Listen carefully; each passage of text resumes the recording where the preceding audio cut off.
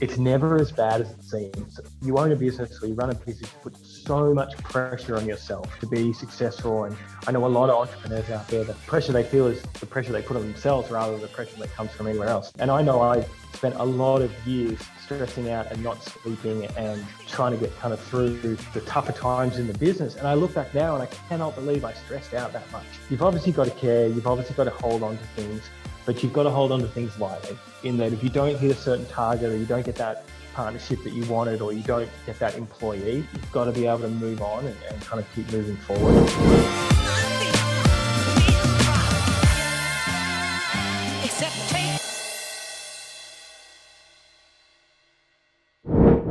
Welcome to another episode of The Few, everybody. How are you? You all right, mate? You doing well? Mate, doing well. Sun's shining and starting to get warning. I was getting into those new specs. I did have my specs on before because I'm starting to have trouble. I can't live in denial anymore that I can't. Oh, look, I can actually see the screen. You're not as handsome as you look when you're blurry. So mate, I might just take them off. Take them off. It's a podcast. No one cares how we look. You know, we don't even need to put our pants on. It was interesting just listening to that Martin Luther King intro. For some reason, I went for a walk with the dog today, and I was listening to Simon Sinek's TED talk about why, and it was fascinating when he talked about Martin Luther King and all of his case studies he uses is there's always a reason to not be successful, to not be someone that changes the world, to not be a leader. As he said, there was plenty of African-American leaders at the time, plenty of civil rights activists, but the one thing that gravitated people to Martin Luther King was his authenticity and his belief and how in life it's not what we do or what we sell that attracts people to us. It's what we believe. And I think we're going to have a very interesting chat today with our guests. So I'll hand over to you, Shawnee, to do the intros today. We'll swap roles. We're going to put you outside your comfort zone. So we're swapping roles on the spot. Okay, that's good. Okay, so today, someone with a bit of an interest in an area that I did play in. I actually still do play in a little bit, not to the scale that they're doing it, but Dominic Woolrych is one of the founders of and CEO of LawPath. Mate, we're really, really happy to have you on the show. I know there's going to be probably some funny lawyer jokes. Hopefully we can drop in there. Everyone loves a good lawyer joke. But welcome to the show, Dom. Great to have you on board. Yeah. Hey, Sean. Hey, Boo. Great to be here. Thanks for having me. Thanks for being here, mate. And there's no need to tune out now because Dom is a lawyer. You do not have to, disappear off the channel.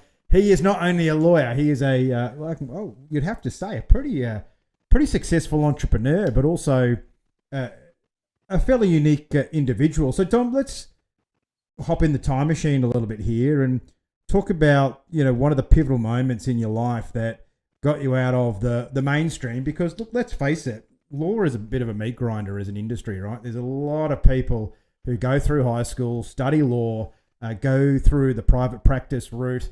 And, if you look at the statistics around mental health, suicide, law doesn't actually cover itself in glory. So what was your journey to decide, hey, one day I'm going to be a lawyer? Yeah. So, I can confirm no one's getting charged in 6-minute increments during this podcast. It's all okay. Look, I started off my kind of training and career in a very, very traditional way. Went high school, said, yep, I want to become a lawyer. Went to university, went through university doing a law degree, and then ended up at one of the firms based here in Australia. And I kind of thought my career was set. I could sit in my chair for the next 20 years, become partner, and then retire, and I was done. But what I realized pretty quickly was once I'd entered the industry that I didn't really like what I was kind of seeing. And it was mainly that the legal industry is huge and there's tons of lawyers, but it's very, very set in its ways. And frankly, there were a lot better ways of doing things and ways of getting much, much better outcomes for clients. We used to call them back at the law firm. Now we call them customers at LawPath. And so I thought there's got to be a way to kind of change that. And the thing that really hit me was that as I was kind of wearing my suit with my slick back hair, sitting in a law firm, thinking I'd made it, kind of starting to learn that not many people actually have access to legal services. Roughly about 10% of small businesses can actually access a lawyer because of cost or other reasons. And so the law industry is kind of set up. It's doing really well, but it really only services a really small part of the population. And so I thought, how can we change that? And this was at a stage that software and technology was really starting becoming a big part of professional services. And so I actually started, it's an extremely strange story, but actually whilst I was a lawyer, I started a bit of a side business training Uber drivers, totally random. But I built that business up to... But why? What? Where does that idea come from, right? Is it like a dream or something that you just woke up one day and went... Or you just had a really bad Uber trip one day and you're like, this dude needs some training. He needs some training. Where it came from was it actually kind of came out of the legal industry, which was that Uber had this fantastic model where they could find, well, some people say it's fantastic, some people don't, but in any event, you could find contractors and they could come and drive Uber for you. And that worked well because they had flexibility. It meant Uber didn't need employees. But one of the pitfalls of that model was that you couldn't really provide any kind of equipment or training to the drivers because they weren't your employees. And so it kind of eventuated that the way around that was for them to get trained separately. So we built this business. I started it.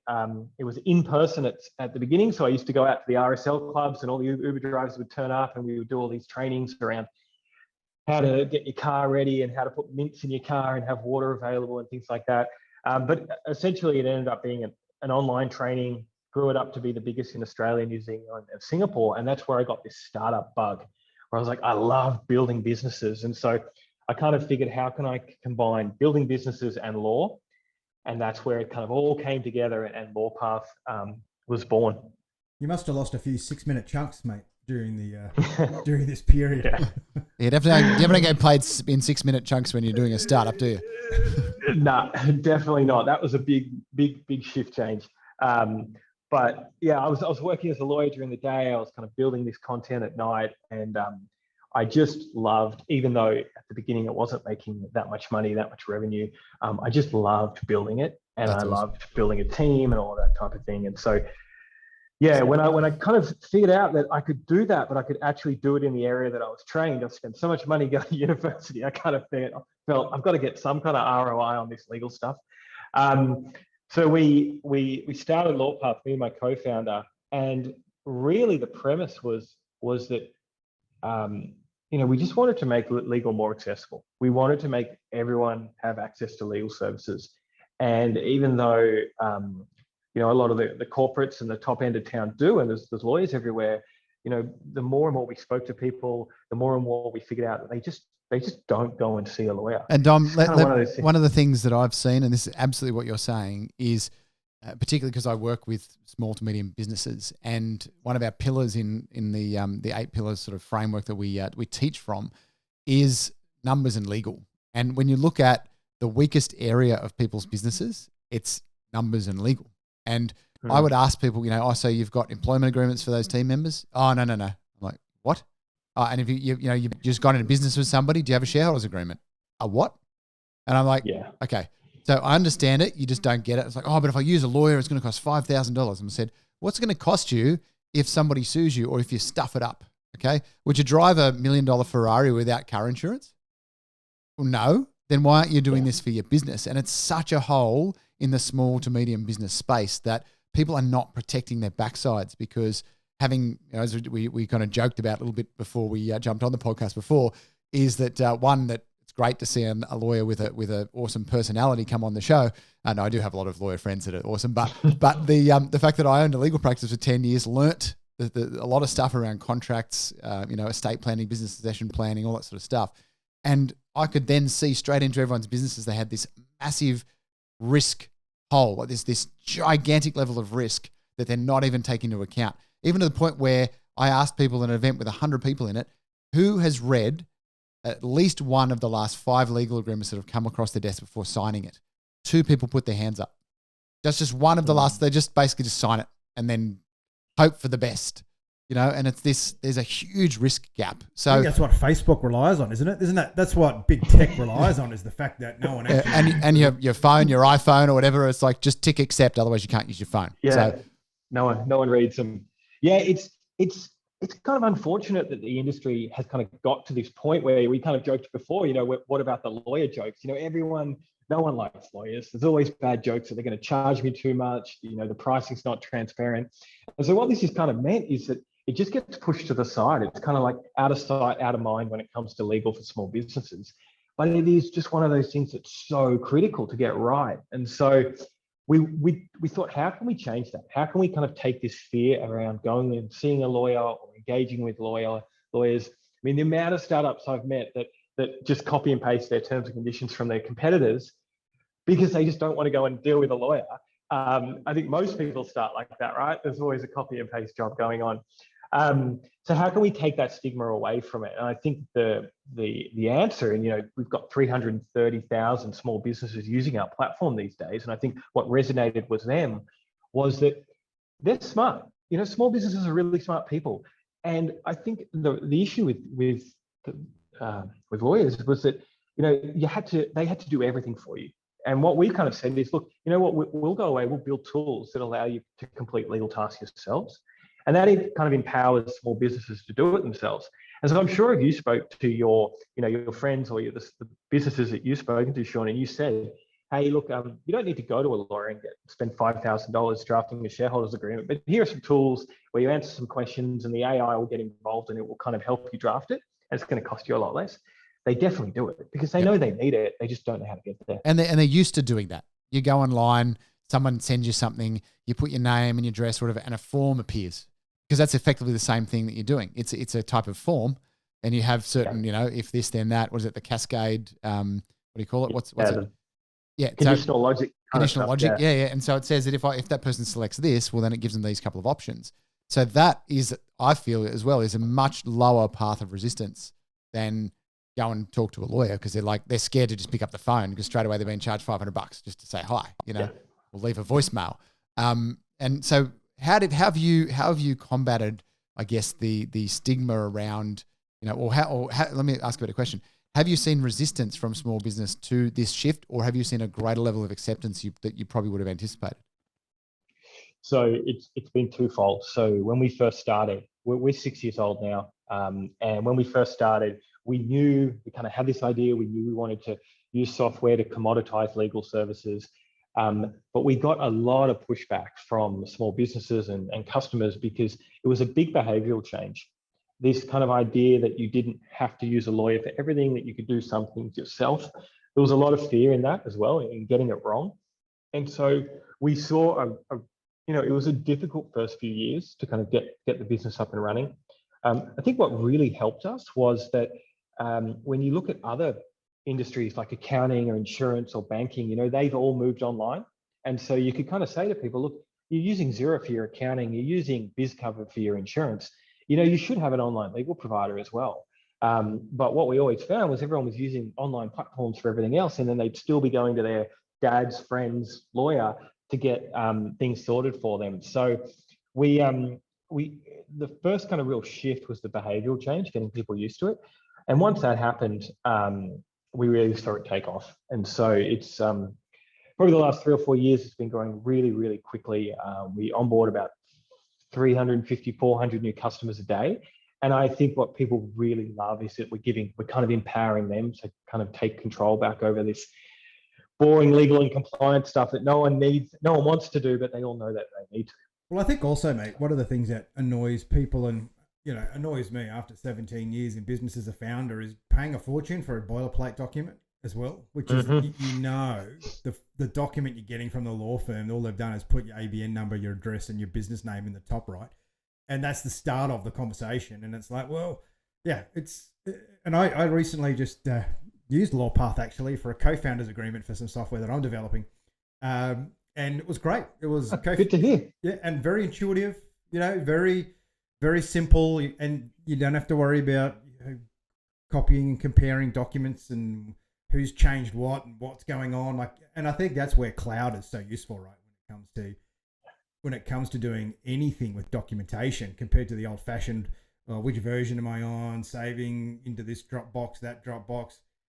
So I thought the product was clever, and you look at when you look at the price to get that particular product, it's fair. It's like, well, that's actually So I think for you as well as a business, it's smart because it's meaningful. It's a meaningful amount of money, but it's not over the top, right? And I think that's where people are, rather than just have one document and cut and paste the rest. You've got a budget now of legal documents where you can actually go get a suite of correct documents, and you guys stack it like that as well, right? Like you can find related documentation and pull it all together. It does a lot of that smarts behind the scenes. So where do you feel you got that sense of what the customer needs though? Like what was it that kind of all entrepreneurs are solving a problem, but where did you see the problem? Yeah, when we first started, we would spend a lot of time in accelerators and incubators, so kind of co-working spaces, and just spend a lot of time talking to startups. And there were a lot of law firms kind of around the place trying to offer their services. But what became really, really clear was that those first few years, the last thing you want to do is spend money on legal or spend money on accounting. You're spending it on sales or marketing or get your business up and going. And I truly believe that's where you should be spending your money. There is a lot to be said to setting up correctly when you first start.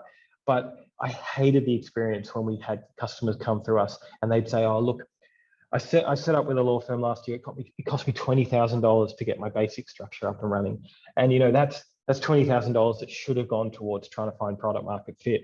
Because unfortunately, the reality is that most of these new businesses won't last. So they've got these amazing structures with all the right documentation, but then they've got no product. So we spent a lot of time talking to customers.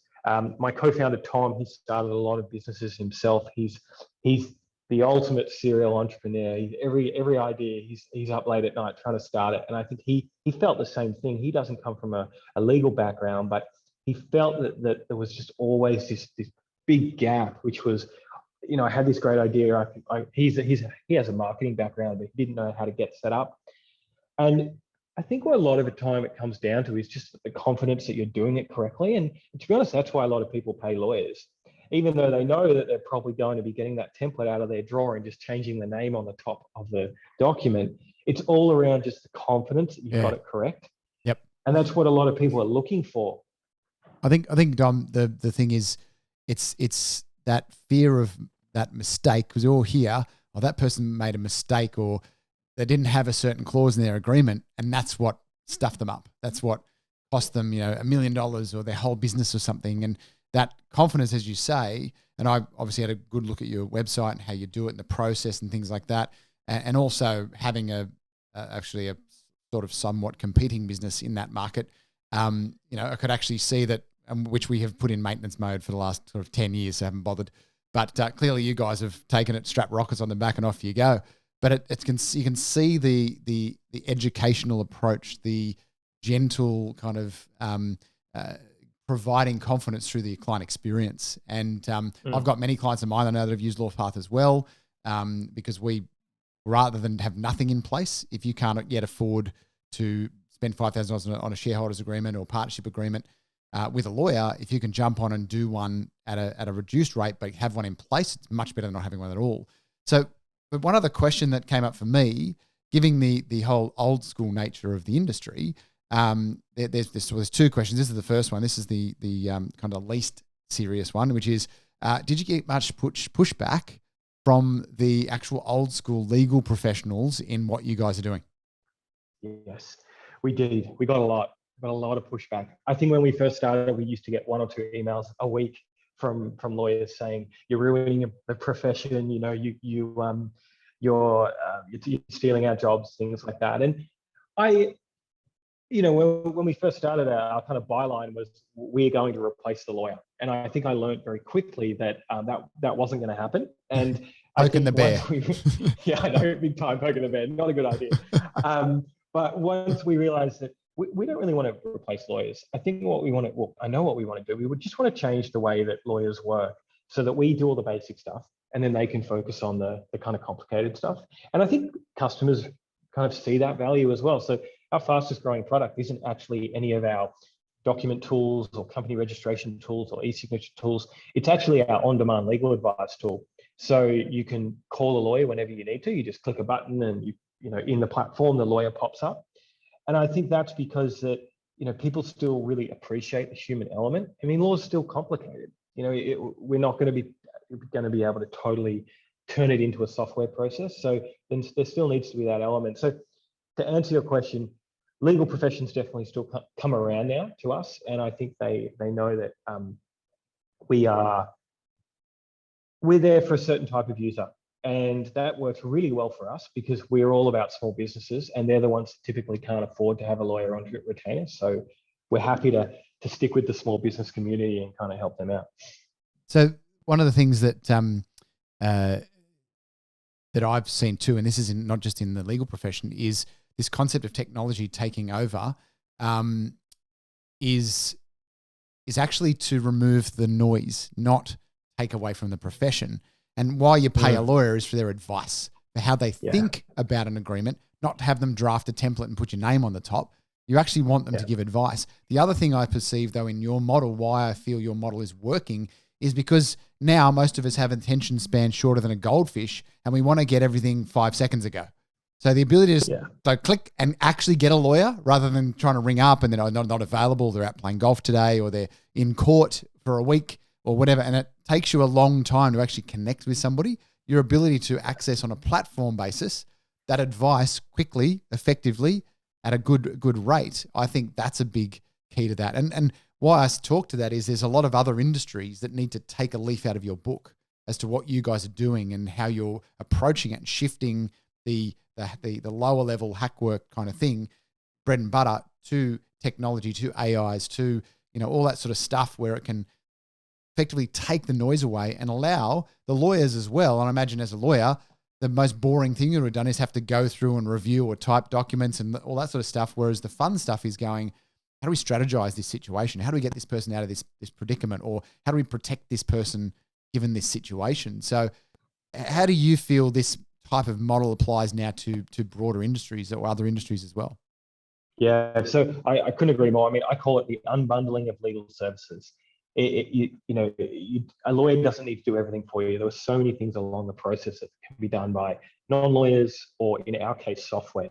And so as long as we kind of unbundle it and plug in the professions at the right time, the professional at the right time, you can get a really, really good service. And just by its nature, it will cut the cost down because everyone knows, no matter who you speak to, people say lawyers are too expensive or legal services are too expensive.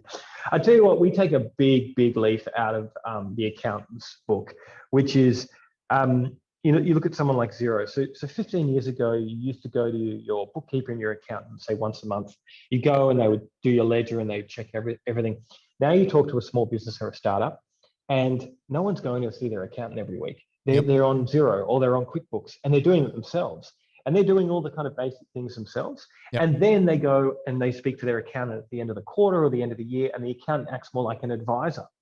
Because the accountant doesn't want to be sitting there marking off a ledger and doing all that stuff. They want to be doing the advising. And so I think if we can kind of get to this type of model where it's self-serve instant delivery, you do it yourself, and then you plug, we call it kind of service embedded. You plug in the professional at the right time, the accountant or the advisor or the broker or the lawyer.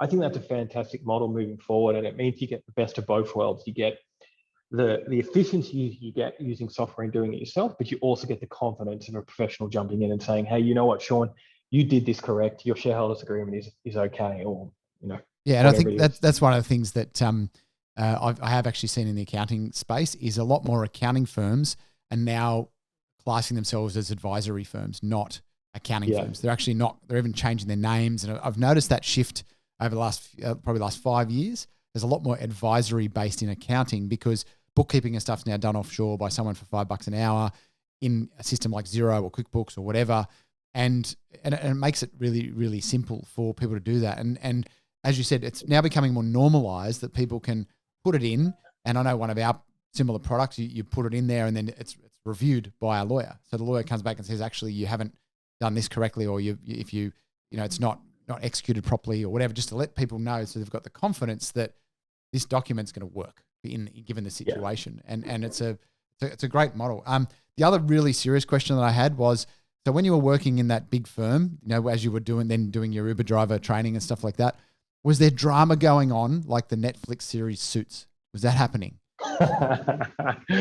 Well, I think that's why I remember when I was at high school and university, I had like a big picture of all the lawyer kind of the Harvey Specter and all those guys on my wall. And I can't tell you, it is nothing like that. No one is sneaking off to the copy room to make out. Unfortunately, that just doesn't happen. Don't worry, man. I've had to live that lie with Top Gun as well. Like it's nothing. Doing it as a job is like nothing like what it is in the movies, mate. We've got two beagles that are at this stage 10 months old, and they're Harvey Specter and Lewis Litt. That's the name of our two beagles. So after that show, just for a bit of fun. I didn't realize you're so hardcore, Sean. My God, this is like you having a conversation here is basically like meeting Obama. It's like he's a bit starstruck. No wonder I can't get a word in today, Sean. It's like all over you, Dom. It's the shoes on the other foot finally. That's it. Over to you, boo. So, Dom, I've got a question for you, which is a personal one. What was it like when you started and you had a big mountain to climb and you had nothing?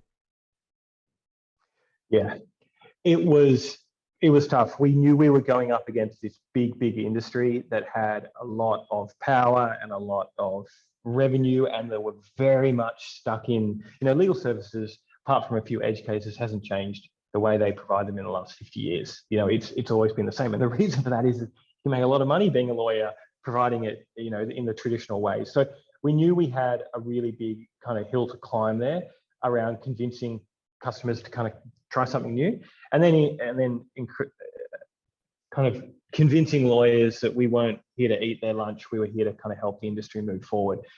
And it was it was a tough first few years. And I think the reason was that we just couldn't find product market fit. We kind of kept building these products thinking we'll build a product and then the kind of market will come. And it wasn't until I kind of explained how big a mistake is that? Like for a lot of people who think that, a digital startup or a tech startup's all about having an idea and then people throwing $1 billion at you to get them sticky, like the Uber model.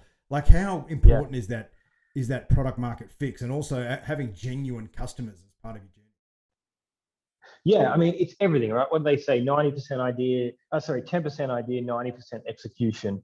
And, my favorite saying still to this day, even though we've got a lot bigger, is if you're not embarrassed by your MVP, you didn't move fast enough. So MVP is kind of minimal viable product, and it's just about getting it into market. And so you can see if customers like it or not, because I think we made this mistake, and I've advised now, tens of thousands of startups through LawPath, and I've watched them. You think you have the best idea in the world. Your mom and dad think you have the best idea in the world. Your friends who you gave it to for free think you have the best idea in the world.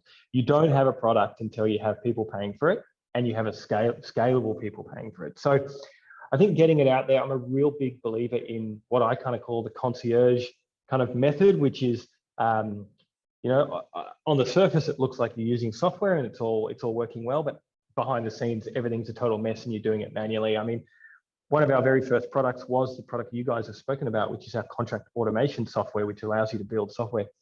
On the front end, it looked like software was building the document. On the back end, it was me typing away on Word, telling the person that there was a bit of a delay, typing it up and sending it back to the customer. And I used to do that for like Wizard of Oz. Months until it was full Wizard of Oz, until we'd proven that people were actually comfortable taking a document that had been drafted by software and using it. And then once we knew that, we could invest in the software to actually do it. Yeah, I have to say, Dom, that we may or may not have done that ourselves too with some of our products. And I can definitely say that I'm incredibly embarrassed by the MVPs we've had in the past in some of it across many businesses. Right. So you got to start somewhere. So for the startups out there, you got to start somewhere, but seek advice from someone who actually knows what they're talking about and it doesn't have an agenda in answering whether they think it's actually a good idea or not. Because if you listen to that, that'll probably save you 5 years of your life. I think these incubators are good though. I think like the Antlers of the world and all the business hubs now you've got down on York Street in Sydney. I think if you're really serious about it, you've got to go all in, quit your job, get into an incubator, and if the idea flies there and someone's willing to drop a few bucks on you, then you've got an idea, as opposed to the curse of bootstrapping your great idea that no one really likes. So who did you? We call it like a red team, right? So you've someone who is constantly just checking your assumptions, making sure your cognitive biases, your confirmation bias, optimism bias isn't taking you down a rabbit warren. Who did you use as your red team, Dom, or did you and your co-founder kind of have a pretty good, healthy red team relationship?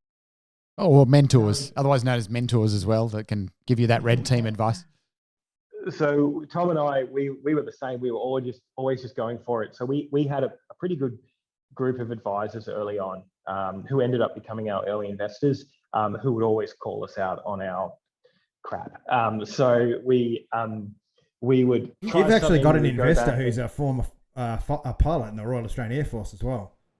Yeah, Brooke's a former pilot. Yeah, Brooke was my Brooke and I flew together. We were in the same squadron at the same time, so I knew Brooke back when he was. Back when he's a youngster. Yeah, I'll have to tell him. Well, I mean, he went on to have a number of very different and successful businesses. Yeah, no, he's done great. Yet another example, the fighter pilot mindset at work. There you go, it just works. Yeah, so we actually started in Tankstream Labs, which is one of those incubators on York Street, and so that was a great breeding ground for us because we could go and test our assumptions really quickly with people that were willing to give us a bit of a try. And so I think a combination of that plus our advisors kind of helped us along. And that, I kind of keep coming back to it, but we didn't get it right at all early on. We've really got it wrong a lot of times. And it took a lot to kind of keep going back to the drawing board. And I think it was always because we knew this end vision, which was we wanted a platform where small businesses could come and access legal kind of solutions themselves or on demand. We just didn't know how to get there. And so it took a couple of years to kind of figure that out. And the big catalyst for us was actually moving to a subscription model. So I think once, and maybe this was me and the lawyer, like the old lawyer in me, like fighting away, trying to keep it time-based or transactional based. But once we said, you know what, it needs to be fixed price and it needs to be all you can eat, that's when the kind of penny dropped for a lot of customers. And I think that works really well when it's software, right? Because you build it once and you can apply it, as many times as you want, or you can deliver it as many times as you want with no cost.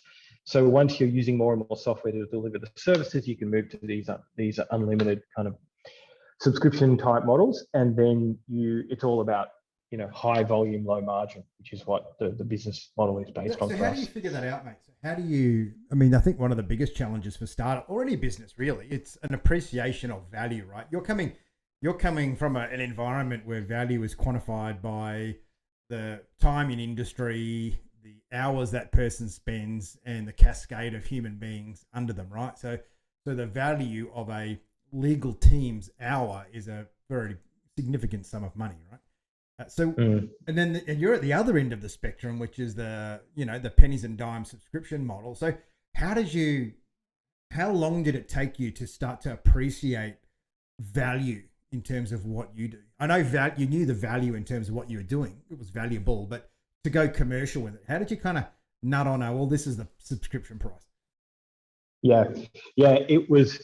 There'd always been this big kind of fight between time-based billing and value-based billing, even in the legal industry. And then once we kind of moved it over to software, we knew that. Actually, I'll tell you how it happened.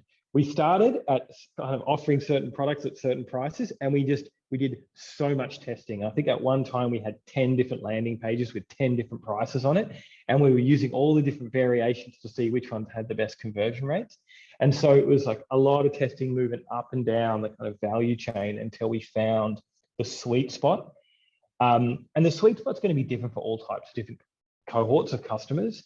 And so then once we said, we used to go after accountants. They have a different perception of value and a different price point than, say, a startup or a small business.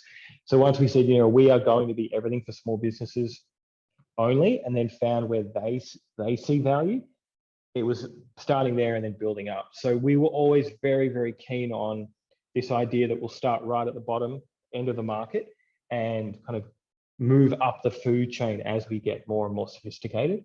But yeah, I think our pricing started way down in the $10s or $20 a month. And I don't want it to get too high. You know, we sit at about $120 a month now for on-demand legal advice and all the tools. And, you know, our sales team and our marketing team are always saying, go higher, go higher, go higher. But I really want to stay at that price point because I know that's at a price point where small businesses can actually get involved and experience the product. Anything bigger, and unfortunately you run into this problem where they're like, oh, legal, you know, I'll just tuck that away over here and not think about it. We'll save that for next year. What's the purpose behind this? Clearly, by you saying, I don't want to make more money because I want to make sure people who are our target avatar that you've researched and tested. Don't tell the investors that. No. That was tongue in cheek because you are a business person, but it was tongue in cheek. But what's your personal driver behind the model and the impact that you're looking to make for small business owners and all that sort of stuff? Yeah. So I mean, I really want to. The big thing for me is access to legal services. I mean, too many times, even since I started this business, I've spoken to people. I hate it when a customer comes through and says, oh, I wish I'd known about you guys before, or I got ripped off by a lawyer, or I had a fight with my co-founder and something went wrong.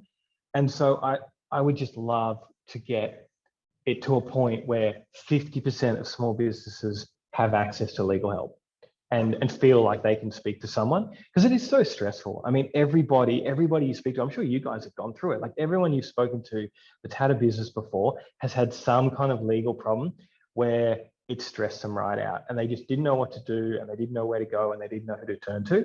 And so if we can get LawPath to a point where everyone feels like they have access and they can feel like they have confidence to kind of run their business without constantly stressing about the boring legal bit, that's where I want to get to. So in terms of pricing, you know, I really want to make it accessible. I think I know the way that we make the money is to have a lot of people. So, you know, we have a lot of people accessing our services, but we keep the price at a point where everyone can afford it. So, Dom, we have a lot of small business, medium business owners who listen in on this podcast. And for all of them, you know, they've been in business for a long time, not usually the startup guys. So one of the things that you know, we find happens is it's all fun at first and then it gets hard. So how do you find yourself staying motivated? And 6 years is a long time in today's world for anyone to commit to one thing. If you're in a law firm by now, you'd be on your third law firm. So what is it about your daily practices or what you do that keeps the mojo up week to week? Yeah. One of the things, and I know a lot of people have already figured this secret out, is to have a co-founder or someone there that you can kind of rely on, because running a business and going through the tough times, especially alone, is so difficult. And so I think if you've got someone there that you can rely on and you can kind of share the burden a little bit, really, really helps. So, you know, Tom and I, we have really different motivations. You know, I come at this from a legal side where I really want people to access the legal services. Tom comes at it from a point of view where he has run so many small businesses and knows so many small businesses. He wants to make them successful. And so I think we both have our own personal drivers, but when we connect them, it doesn't matter if I'm having a low month or he's having a low month. We kind of push each other along. Have you guys got value? Are you values aligned though? The two of you values aligned? Oh yeah, very, very much so. Yeah, I think, I mean, we, to a point where I've really encouraged the board and us to kind of bring in other senior leaders in the business recently, because I think kind of building up a senior leadership team around this is going to make a big kind of difference to grow the business out. And the businesses get to a size where it's not about the individual anymore. It's not about the founder or the co-founders. You know, there needs to be a team there that's driving things, and that's the kind of level that we're at the moment. And by the sounds of it, Dom, you know, with you guys, whilst having different drivers, having that aligned value set is one of the most important things. And I've had plenty of business partners in my time. I had 11 business partners in 7 years, and I think I spent about half of that time negotiating people in and predominantly negotiating them out, because whenever people leave, it's always a bit of a punish.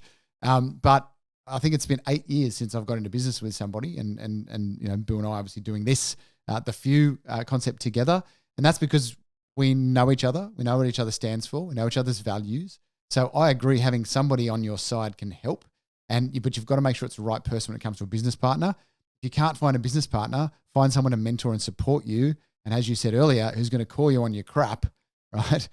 Because we all need more people to call us on our crap to hold us to keep us honest, effectively, I think. And by the sounds of it, you guys have been able to do that with each other. Yeah, I mean, just kind of as you were talking, kind of just reflecting on that, I've never really questioned our values because from the very beginning, they've been so aligned.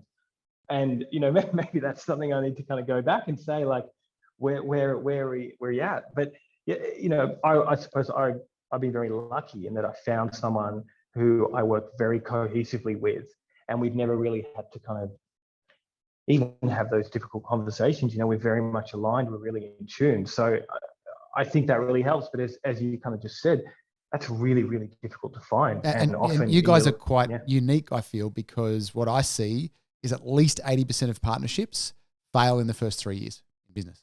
Yeah. At least from the thousands of businesses that I've worked with. And whenever someone goes, I'm going to merge with another person, we're going to join the businesses together, I've got 100% strike rate now. What I've said to them, this is your decision to make. I don't believe it's the right decision, and these are the reasons why. And left it at that, and they've made the decision, they've gone ahead, and within about 24 months, they're unwinding from it because it didn't work. Because straight away, if they're not values aligned, you're not looking for this ultimately the same outcome. Like dating, right? Everyone gets caught up in the moment. They're only looking at the good. Excited. They're good at each other, and if I'm with you, I'm going to grow, and I'm with you, I'm going to grow. And everyone forgets, actually, you've got to grow. You've both got to grow, not just the other person and you're the free carry. Yeah.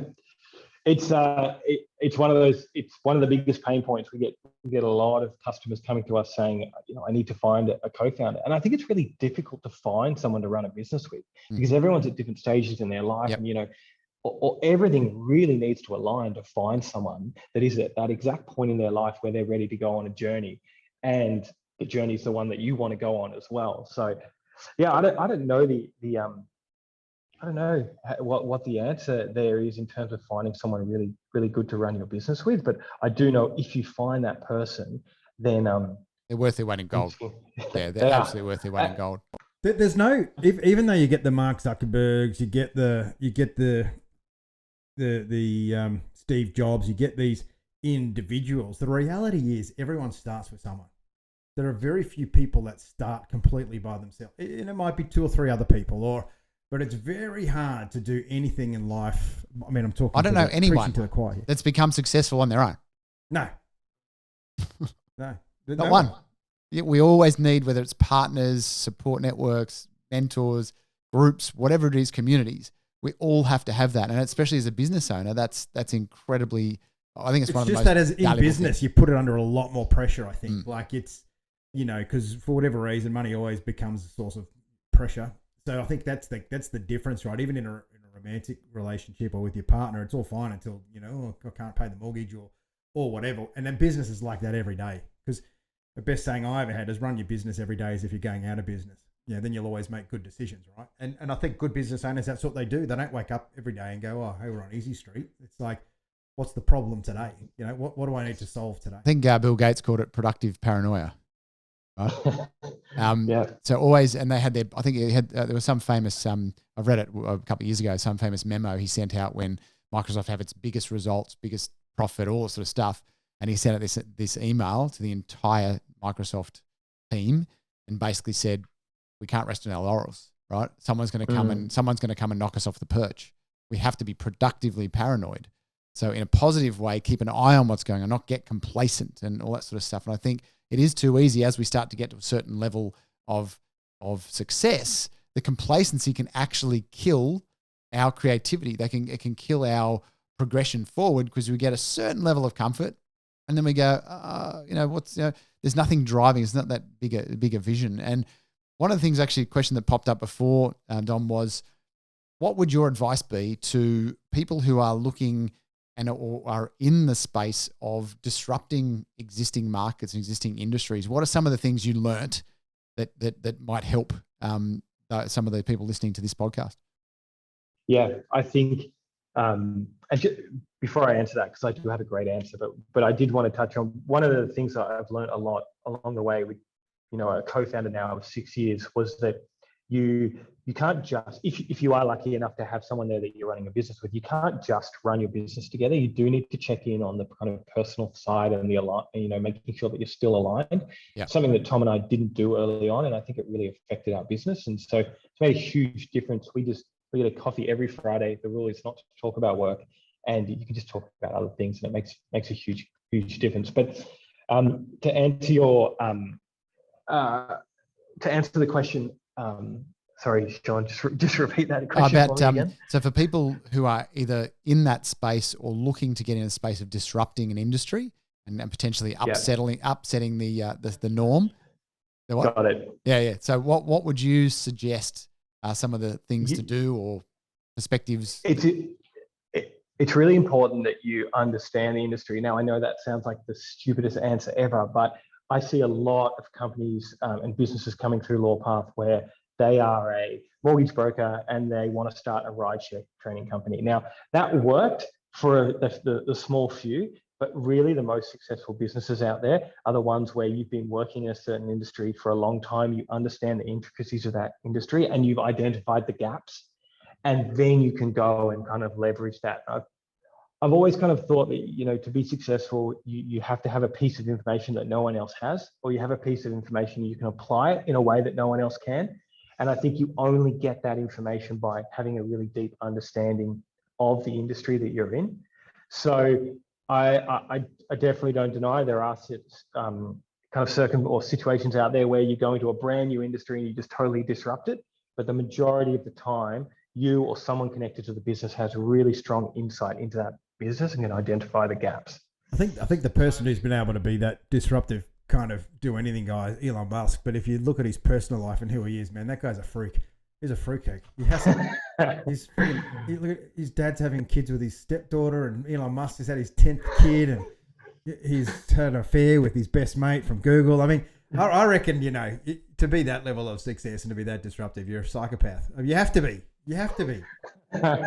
You function in a whole different bloody universe. I think you function. It is like just out there. Honestly, I mean, what a lot of crazy. But the thing is, and particularly spending a bit of time around those incubators, they are the people that are idolized, as I want to be the next Elon Musk. And it's like, well, have you got a soul? And do you love your wife? Yeah, well, it's not going to happen. And so my point being, Dom, is you kind of said it before. It's the idea isn't the piece in a startup. The idea isn't the magic when you go out and do something. People look at it and they go, oh my gosh, look at that brand new business. What a great idea. That was the easy part, right? What is your process of evolution? So how important is it to admit mistakes, to say this isn't working, and to constantly evolve your product? Because you said it earlier, what you started with wasn't right. Yeah, and what you start with is often not the product that you end up going to market with, or the product that you're actually successful with. And I think, I don't know who says it, but there's that saying that goes around, which is kind of, it says something along the lines of kind of strong convictions easily changed, or strong convictions quickly changed. And how I kind of interpret that is, you have a very strong opinion or an idea or a vision of how something should be. But then if you get data or information that you're incorrect or you need to change, then you quickly change it. Because I think you need to iterate quickly, and you need to get feedback from the customers, and you need to quickly change the product to be successful. A big one that I think about a lot is bringing in IP to the business. Now we're at a certain stage. I want to bring in as much IP into the business as possible from other team members. So, for me, we are disrupting the legal industry. We have a number of lawyers in the business, but actually I don't try and hire lawyers anymore, because they are kind of institutionalized in a certain way. They think that something should be done a certain way. I love bringing in software developers, or I love bringing in design people, because they think about things differently, and you give them a boring legal kind of process and they say, well, why can't we do it like this? And yeah, why can't we do it like that? It's only done in a different way because lawyers say it should be done that way. So I think, being very driven into what you want to achieve, but being very open to feedback and being told you're wrong and changing that has meant that we're getting better and better. And I had a big ego on me, and maybe I still do, but I definitely am realizing now that there's other people in the business that have better ideas than you, and you need to be really open to taking on that feedback. Totally agree. That's the thing. The thing that I've seen with businesses that don't succeed, or that have got like a handbrake on, and they're pressing the accelerator, and all they're doing is making a lot of noise and burning through a lot of energy, are those that refuse to believe that their idea might actually suck, right? And they stick to it. It's kind of like those singing shows, and people are like, they 10 seconds and they stop them and they go, well, my family tells me I'm a really good singer. It's like, we need better people to give you feedback. And it's the same thing, that we can get stuck in this thing of going, okay, well, it's our idea. This is the most amazing thing, because it's not the idea. It's what the market feel the idea. And I believe this is what Boo teaches a lot, is it's the execution of that idea that counts. It's not the idea at all. So question I want to ask you is, in your own experience, your own journey of going through and being a lawyer, and then coming out of the dark side and becoming an entrepreneur and all the rest of it, what's something that you've learnt that you would love to go back and teach to a younger version of you, just about to maybe step into university to become a lawyer? What would you go back and tell yourself? Yeah, I don't know if I can articulate this lesson very well, but it's a lesson that I feel like I'm learning now, is that it's never as bad as it seems. And that is that, you own a business, or you run a business, you put so much pressure on yourself to be successful. And I know a lot of entrepreneurs out there that the pressure they feel is the pressure they put on themselves, rather than the pressure that comes from anywhere else. And I know I've spent a lot of years stressing out and not sleeping, and trying to get through the tougher times in the business. And I look back now and I cannot believe I stressed out that much. And so I think you've obviously got to care, you've obviously got to hold on to things, but you've got to hold on to things lightly, in that if you don't hit a certain target, or you don't get that partnership that you wanted, or you don't get that employee, you've got to be able to move on and keep moving forward. And I think I would love to go back and tell my 25-year-old self that would be the best piece of advice. Yeah, I've heard that similarly. It's I can't remember who told it to me many, many years ago, but the saying was, nothing's ever as good or as bad as it actually seems. It just, it just is. And it's great advice. Yeah. And I think now kids put so much pressure on themselves, but given the expectation that's set in every level, from intelligence to appearance, to where you should be at every stage in life. My kids think they should already be operating at a level of a 20-year-old when they're 13. So I think that's awesome advice. Hey, Dom, thanks so much for coming on to the Few podcast with us. We learned a lot about what you do at LawPath, as well as a lot of what it is to be an entrepreneur. And I know that our listeners are going to really appreciate some of those insights today. So thanks so much. And that wraps up another episode of The Few. Thank you to our partners, Afterburner, for team building, development and alignment. We understand now how important it is to have the right people around you. Get them on board with where you want to go. Momentum Media, the largest industry publisher in the country, connecting your business to the Australian community. ICMI, Australia's premier speaker bureau, representing the few that do fulfill their life's purpose. And finally, Sean's Inner Circle, the business coaching organisation for small and medium enterprises looking to make that next step. Thanks again for listening in and downloading today. Please leave a review on whatever platform you are currently listening to this podcast, and reach out to our partners who can help you make the transition to the few. Appreciate it, Dom. Thanks so much. Thanks, Pooh. Thanks, Sean. Thanks, guys.